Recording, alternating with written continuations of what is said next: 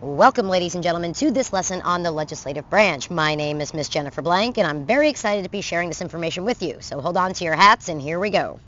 Let's start with the discussion of the structure of Congress. Now, Congress has two houses, okay, and this is called bicameral. Bi meaning two, and then cameral meaning house. So we have a bicameral legislature, and those two houses are the House of Representatives and the Senate, okay? Now, Congress is known as Congress, the legislative branch, and it was also called by our founders the People's Branch because it was the branch that was closest to the people. Now, I want you to remember one very important thing. The founders intended Congress to be the most powerful branch. They intended the People's Branch to wield the most power because the people had more direct control over it. They did not want an elected king.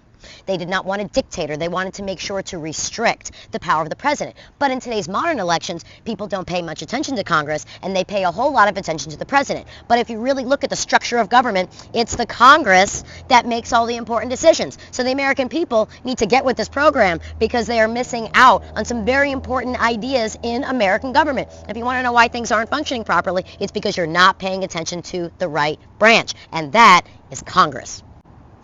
Now, let's move into a discussion of the powers of Congress. As we said in the previous slide, there are two houses of Congress. That's the Senate and the House of Representatives. And they each have some different powers. For example, only the House of Representatives can impeach the president. Only the House can do that. But then the Senate will convict or could convict the president. The trial would be held in the Senate, but the decision on whether or not to take the president to trial happens in the House. So this is a shared power. Neither house can just kick the president out of office. It is a two-way street. It's a team effort there.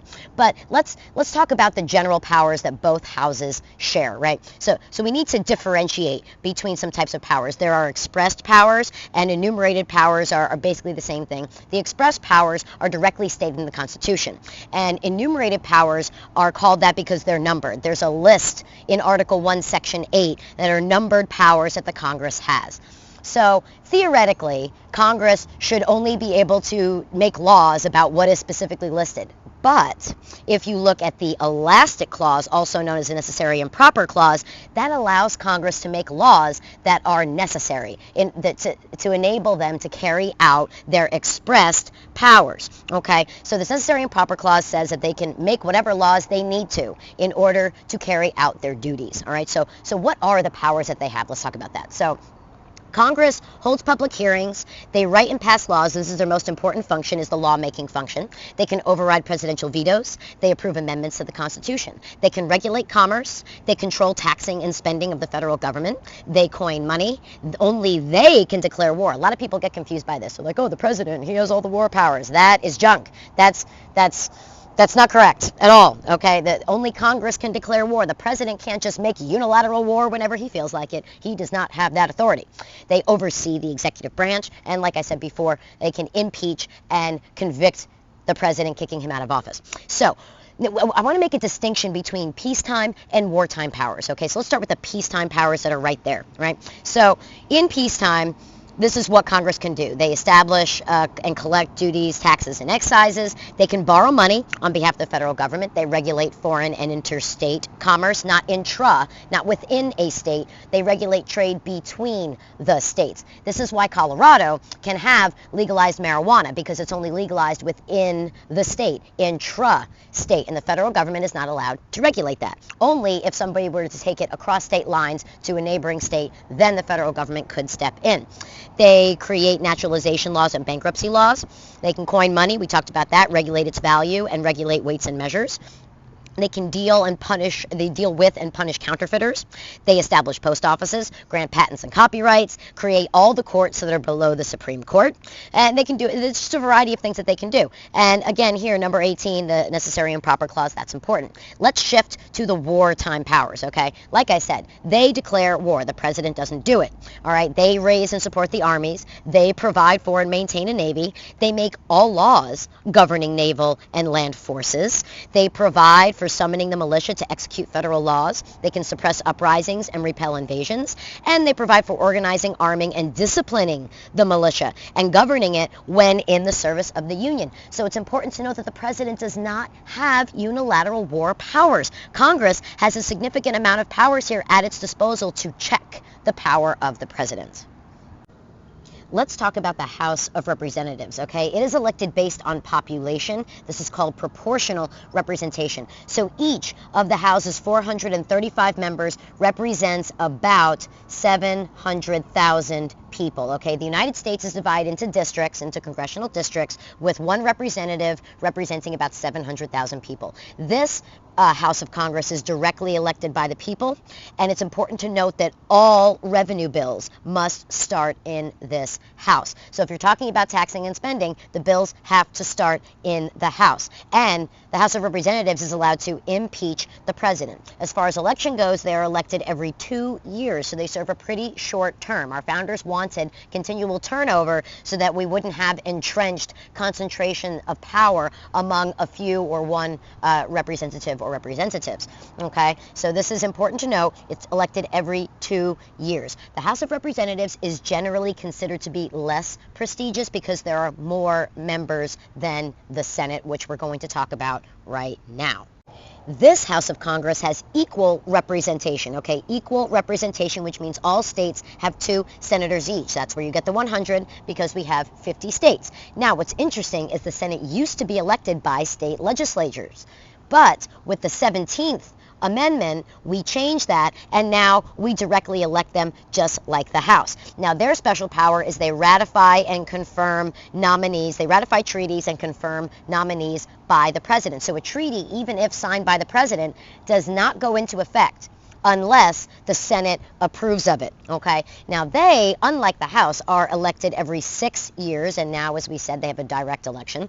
And this is important because the Senate was designed to be the slower House. It was designed to force extensive debate so that the people's representatives were really sure that this is the way we should go. The House was designed to be quick and efficient. The Senate was designed to be deliberative. That's why there's this thing called the filibuster and this other thing called the cloture. Now, the filibuster is when one senator can effectively stop voting on a bill and have basically perpetual debate. They can just debate as long as they can stand there and talk. They could stand there and talk. There's been over 24 hours, a senator just sitting there reading the Bible, reading War and Peace into the Senate record. They've read the phone book just to delay a vote on the bill so that people would be forced to really consider it, really read it, really think about it. Now, the filibuster is a useful tactic from the minority party's perspective because they can stop major legislation. But if you can get 60 votes in the Senate, you can have what's called a cloture motion, which forces a vote on the bill. Okay, so filibuster is perpetual debate, and a cloture stops that debate and forces a vote. Okay, so this is the Senate. Now that we've talked about what the powers are, what the Congress does, let's talk about how they actually make laws. How does that work? Well, they can't just stand up and be like, I think this law is a great idea, let's pass it. No. They have to divide the work up, and the way they do that is via committees. So every senator and representative serves on a number of committees that are in charge of creating bills, investigating bills, holding hearings about these things so that senators and representatives can make well-informed judgments about legislation that might be passed. So there are 4 key types of committees. This is how the Congress operates. This is how they carry out their business. There's a standing committee, a select committee, or several select committees, joint committees, and conference committees. Okay, I'm going to break each of these down on subsequent slides, but you need to know that the most important committees are the standing committees, and I'm going to talk about that right now. So standing committees, like I just said, are the most important committees, and let me blow this graphic up here a little bit. And it's a permanent congressional committee responsible for considering legislation, holding hearings, supervising policy research, and overseeing executive branch agencies. Standing committees are the most powerful type of committee in Congress. They are permanent. They are there all the time. So if you want a bill to get passed through the Congress, you have to send it to the appropriate committee. And then the committee has to debate and investigate and hold hearings and talk about it it, and then if they like what the bill has become, they vote based on the majority vote in the committee to send it to the floor for a full vote or to keep it and keep working on it. So let me give you some examples of different types of standing committees. All right, so these are some types of standing committees that are in both the House and the Senate. So you see, we're going to start with the House first. Agriculture, appropriations. Appropriations is important because that decides how much money is going to go where. House oversight, international relations, judiciary, and this Ways and Means is very important. This one decides not just how much money, but where the money is precisely going to go, how much is going to what part. Appropriations is more like a general, like, okay, we're going to allocate this amount of money generally, and then Ways and Means really knocks that out. Now let's flip over to the Senate a little bit. So the Senate has many of the similar committees, but there are certain ones that are more important. The Foreign Relations Committee is a lot more important in the Senate because of their ratifying treaties. And so when you look at things like the Judiciary Committee is also very important because that determines Supreme Court nominees and whether or not they're going to be confirmed or not. So those are just some examples of standing committees. Remember, most important committees in the Congress.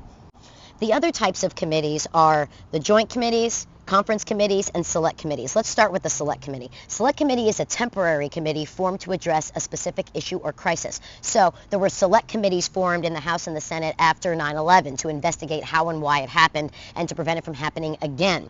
Okay, so these are committees that are created to address a specific issue or crisis. They are meant to be temporary. Although it doesn't always work out that way. Sometimes they wind up becoming semi-permanent, but they're designed to be temporary.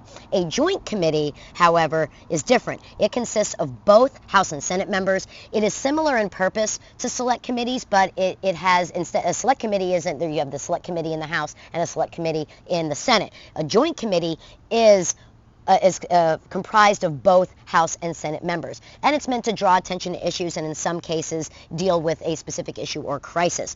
A conference committee is very important because it hammers out differences between House and Senate versions of similar bills. So if you didn't have conference committees, this is what would happen.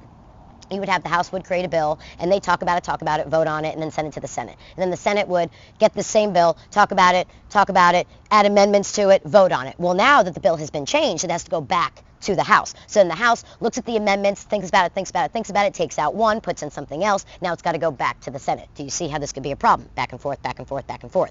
The conference committee hammers this out because they deal with it in committee. So the House and the Senate representatives from both houses come together and like, okay, I know I can get my House members to vote for this, but not for that. And they work out all the differences, and then once they've agreed on a final version, they send that final version to a vote to both houses, and then both houses vote on the same exact bill. And this makes things a lot more efficient.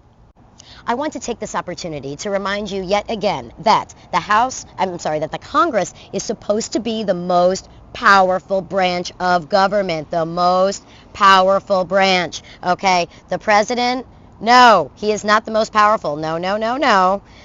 These guys, the legislative branch, Congress, the people's branch, they are designed to be the most powerful branch. You must remember that. It is the most important. It's no accident that our founders made Congress Article 1 of the Constitution. Okay, the president comes second to the Congress. So it's very important. I want you to remember that.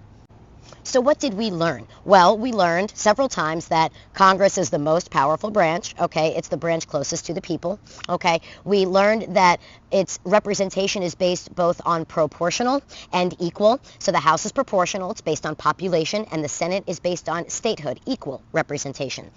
We learned that they have enumerated or delegated specific powers, and these are powers that are specifically granted to the Congress. We also learned about the necessary and proper clause, and that's very important because it allows Congress to make any law necessary to carry out its duties. Okay, we learned that this is a bicameral Congress. It means there are two houses. There is a House and there is a Senate. We learned that Congress controls the money. They control the money, so they control the purse, and all revenue bills must start in the House of Representatives. I hope you learned what you needed to, and I will see you in the next video.